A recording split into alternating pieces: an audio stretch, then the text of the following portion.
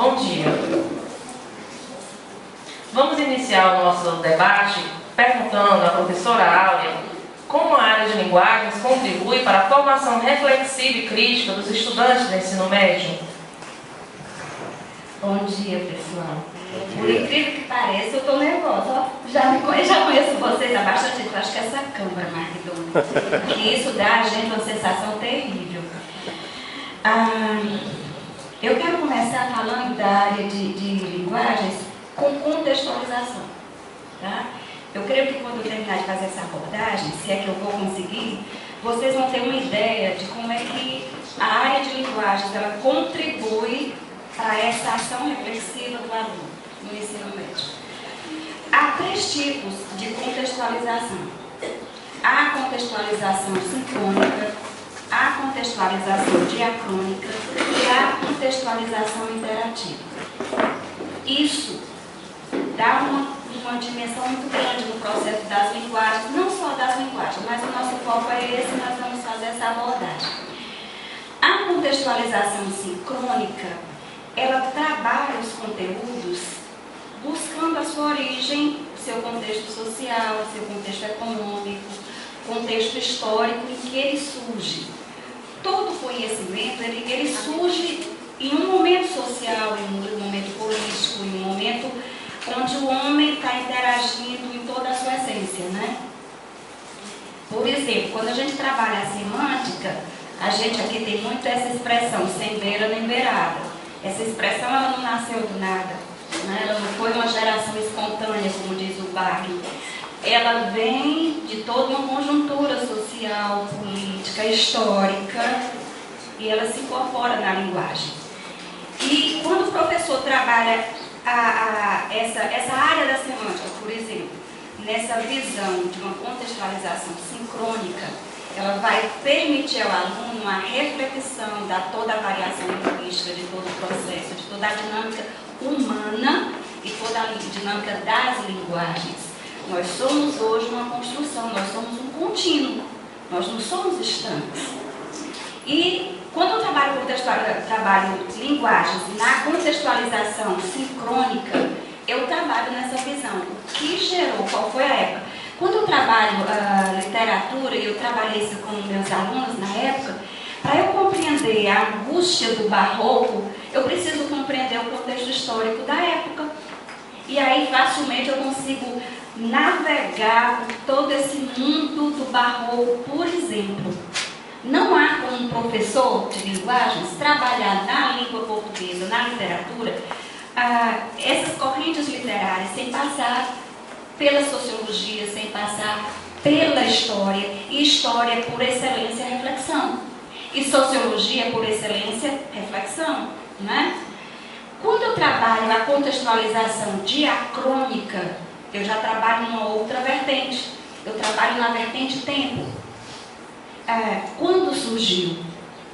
Que época surgiu?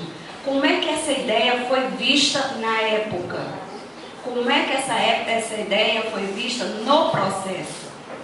Né? Por exemplo, quando eu pego um quadro de da Mona Lisa, que é um quadro que todo mundo está na perspectiva do Renascimento, mas ela mergulha também na literatura, ela mergulha na arte.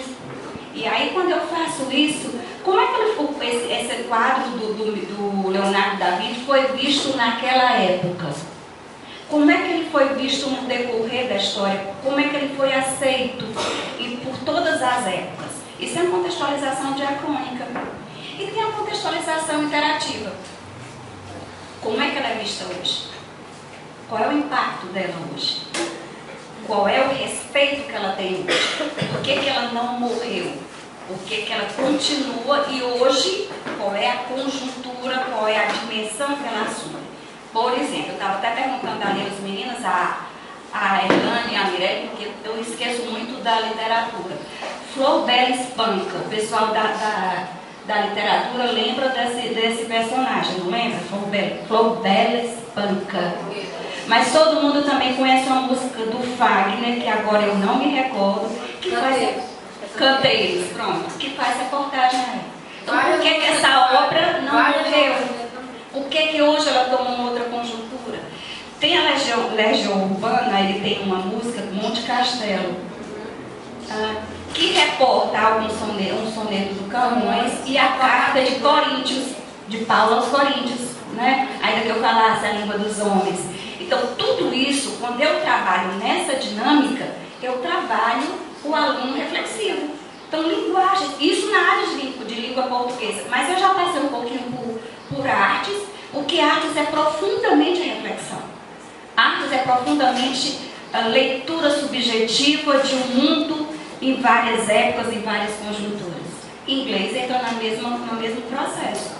Então, pensar, no caso, contextualização é pensar reflexão e é pensar intertextualidade. E intertextualidade é em todo texto intertextual. Nada existe do nada, gente. Nada vem do acaso, né? O diálogo, ele é contínuo. A comunicação é contínua. E para eu fazer isso, eu tenho que refletir. Eu não posso, quando eu vou agir sem pensar, eu geralmente tomo atitudes levianas, prejudiciais, agressivas. Então, linguagens na língua estrangeira, na educação física e na língua portuguesa, quando a gente trabalha na perspectiva da contextualização, na perspectiva da leitura, mas não da leitura que se fomenta somente na interpretação, na interpretação literária e não vai para a argumentativa, a gente corre o perigo de viver o que eu acredito que a Livina vai passar daqui a pouco, os princípios que fomentaram o nascimento da língua portuguesa como currículo, né? E com mais intensidade na década de 70, no período da ditadura, que a língua portuguesa, a área de linguagens e português, que eu não sou de arte nem de educação física, ela se compartimentaliza por conta todo de um ideal, de um objetivo, de ditadura, de repressão. E a gente passou a viver isso. Então, quando eu trabalho em contextualização, a linguagem ela flui e passa para todas as outras disciplinas.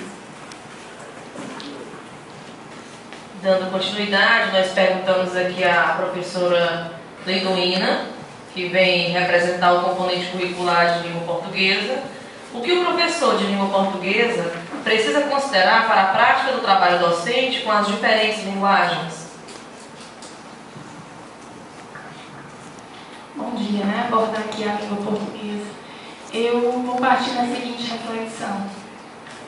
Será que temos que criar novas metodologias conceituais para atingir o jovem contemporâneo? Ou as metodologias já estão consagradas e o aluno é que tem que se adequar a ela?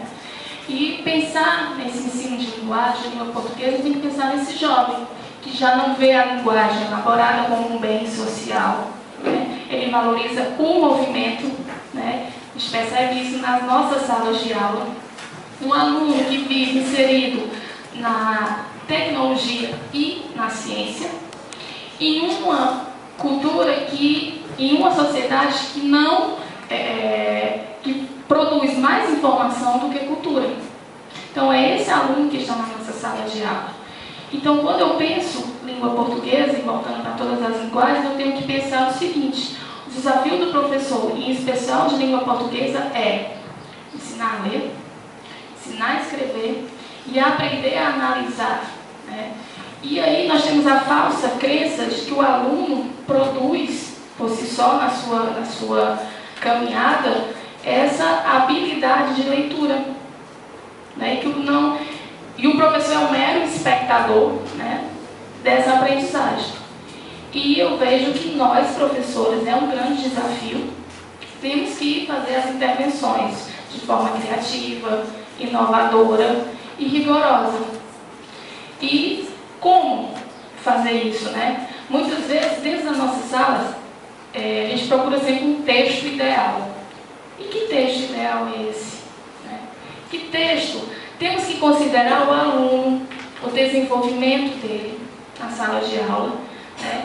Eu sempre dizia para os professores que, quando eu preparava uma aula, e geralmente era um texto, um artigo de opinião, um texto argumentativo, que tem toda uma complexidade, né? Mas eu saía frustrada da aula. porque eu não conseguia atingir.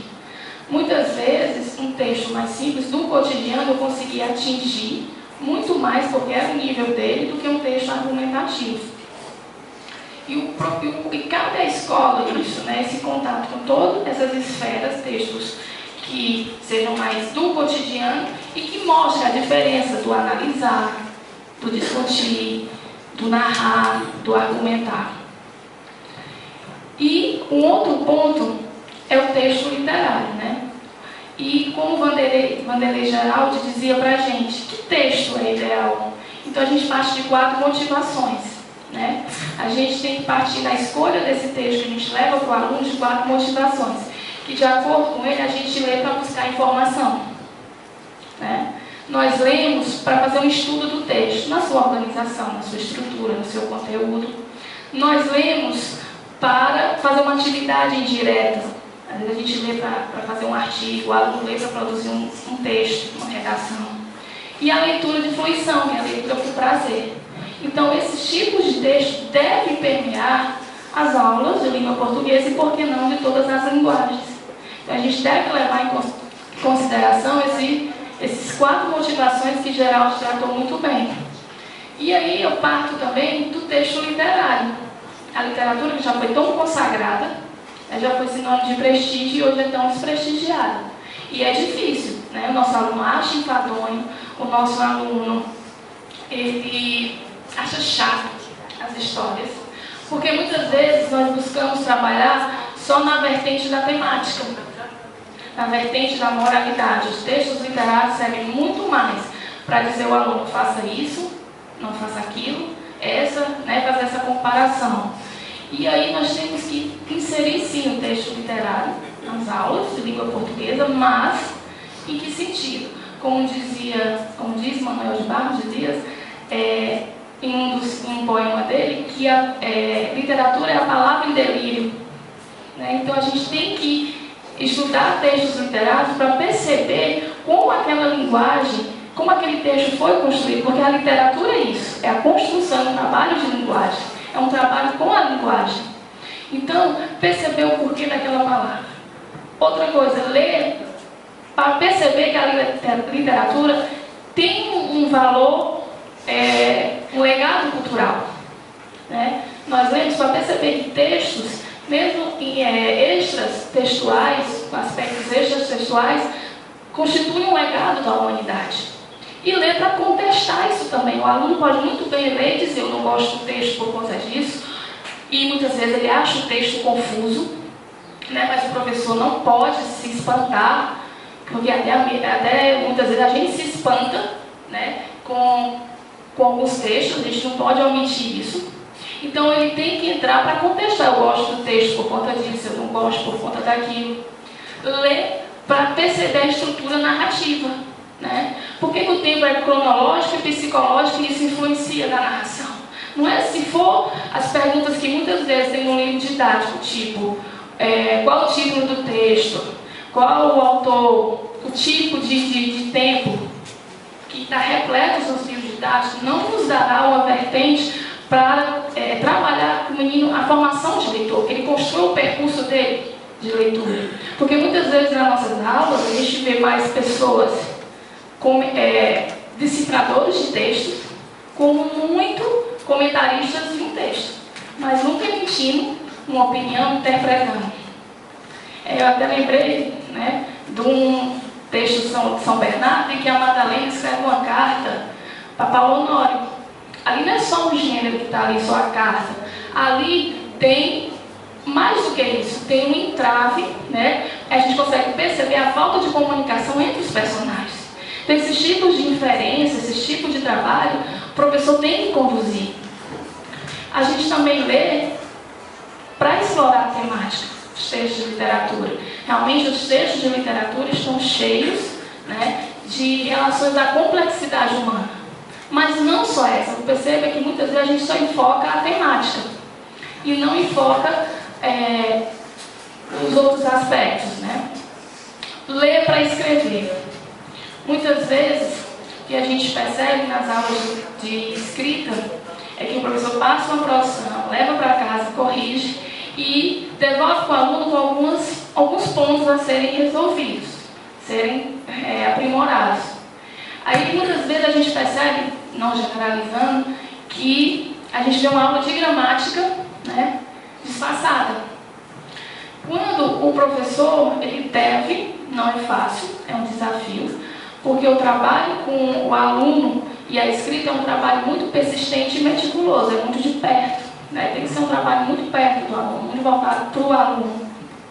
E o professor deve fazer as intervenções dele. Em que pontos? Na organização, né, do texto dele, na linguagem dele, e aí vai desde a pontuação, a retomada de palavras, com pronomes, advérbios, a construção da argumentação, a construção da coerência do texto.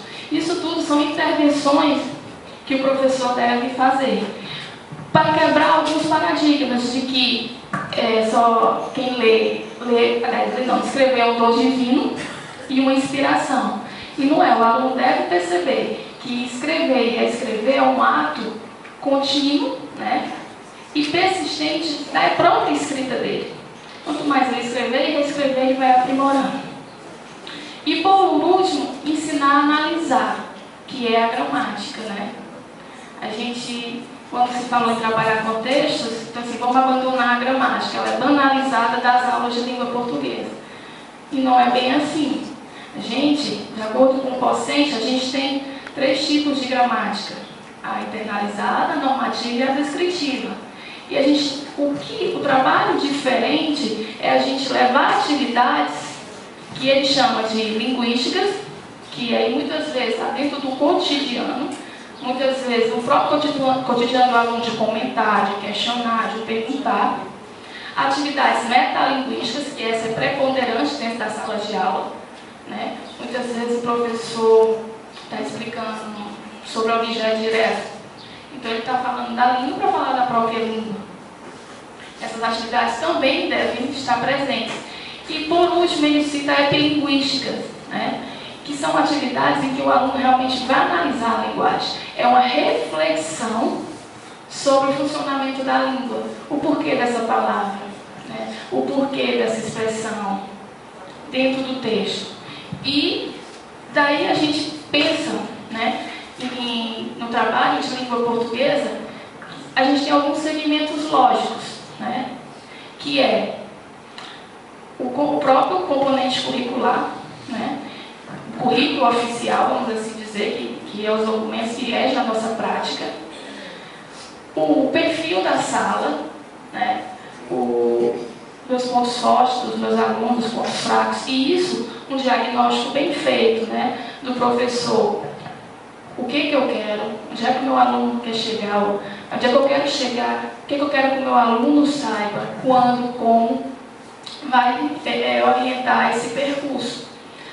O aluno, aliás, o aluno ideal, né, como eu acabei de falar, como é que eu quero que o meu aluno esteja no final do ano, do período, o que ele aprendeu, o que ele não aprendeu. E a gente também tem que considerar o professor, a singularidade do professor, né? Muitas vezes o professor, suas paixões, seus anseios, os seus pontos fortes, seus pontos fracos.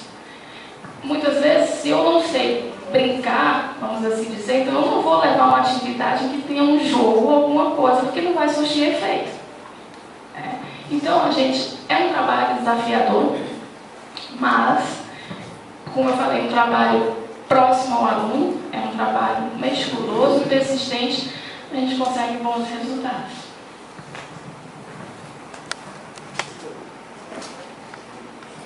Muito obrigada, Liliana. Nosso próximo questionamento vai para a professora Sâmia, que representa o componente curricular de Educação Física. Como a disciplina da Educação Física pode trabalhar na perspectiva da leitura e da problematização e também contribuir para atender às necessidades apresentadas pelos sujeitos do ensino médio? Bom dia a todos. Inicialmente eu não dei diretamente a resposta, mas passar pelo contexto, né, assim, do contexto histórico da educação física, né? A educação física ela é uma das disciplinas que mais sofreu transformações nos últimos tempos, né? Tanto na na questão metodológica, como na questão legislativa, certo? Se até a década de 80, né, a educação física, ela procurava tratar a questão do desempenho da performance física e do educando, né, com aulas que caracterizavam a questão do correr mais rápido, né, de praticar atividades abdominais mais intensas, né, aquelas aulas que o professor colocava os alunos para correr ao redor da quadra, tudo em busca da performance esportiva para revelar craques, né, na questão de representar o país, né, nos esportes, né, da época. Isso aí faz parte do contexto histórico também da época, como na fala da aula ela coloca, né, que no período militar, né, também a educação física ela se tratava muito, né, para o esporte da prática pela prática, onde tinha o adestramento dos gestos esportivos. Tinha um adestramento dos gestos esportivos. E a gente percebe que é uma prática, né, embora tenha acontecido muitas transformações, né, na área da educação física, ainda é uma prática muito presente no nosso contexto social da educação hoje, nas nossas escolas, onde as aulas de educação física são vistas como o simples desenrolar de técnicas esportivas voltada mais para o esporte, para os desportos, especificamente o futebol, né, e o futsal, onde não são trabalhadas outras manifestações da cultura corporal, enquanto que nas discussões da própria disciplina, né, ela tem que tratar hoje do universo, né, de vários leques do universo da cultura corporal de movimento, né. O aluno ele tem que ser colocado a reproduzir movimentos e fazer a leitura desses seus gestos, porque o corpo, né, quando a educação física ela tem a cultura corporal de movimento como objeto de estudo, né, ela vai ter o corpo como seu principal instrumento de produção e reflexão, de produção cultural, né, desses movimentos e da construção dos esportes, da dança, da ginástica, das brincadeiras, dos jogos, né, dentre outros.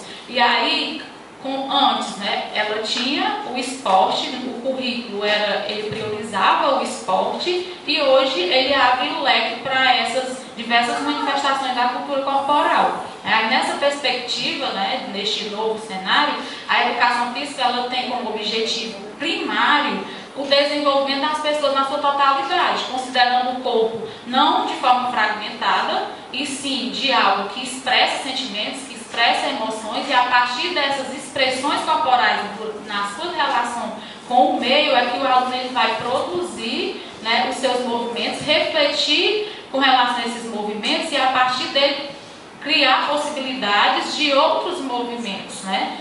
E quando a gente fala assim nessa perspectiva, a leitura e a problematização, né, vai ser percebida na aula de educação física quando o professor possibilitar ao aluno a tarefa de buscar diversas leituras e compreensões dos seus gestos, porque esses gestos é o texto do corpo, né? O nosso corpo diariamente, constantemente está produzindo, né, textos.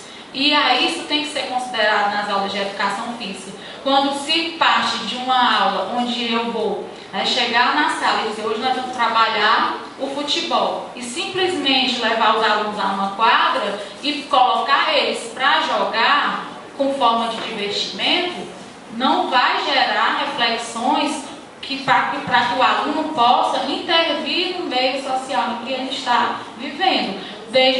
Porque a temática do futebol abre leque para muitas problematizações, né? Até dos simples gestos, né? Da questão do modelo como se é jogado. As pessoas, os colegas que gostam de futebol devem perceber o seguinte, que o modelo que é jogado, que você percebe num jogo do Brasil, né, de brasileiros, é diferente do modelo dos europeus. A forma como eles jogam, embora se utilizem das mesmas regras, dos mesmos fundamentos, né? Mas o um determinado jogador, ele tem na sua manifestação corporal algo singular dele. No caso, um drible, né, uma jogada, e aí vai caracterizando esses movimentos corporais. E aí o professor ele tem que possibilitar, né, várias, assim, o senso investigativo do aluno para o seu contexto social, que é revelado através dos movimentos na criação dessa cultura corporal, que é os esportes, as danças e a diversidade que a gente tem hoje, né, desses movimentos corporais. E também considerar o que está no meio do aluno, né? E não somente estudar aquilo que está no seu meio, possibilitar outras práticas diversificadas, né? Não é só porque o aluno ele vivencia mais com o futsal e o futebol que eu vou deixá-lo e mostrar somente essas duas modalidades esportivas.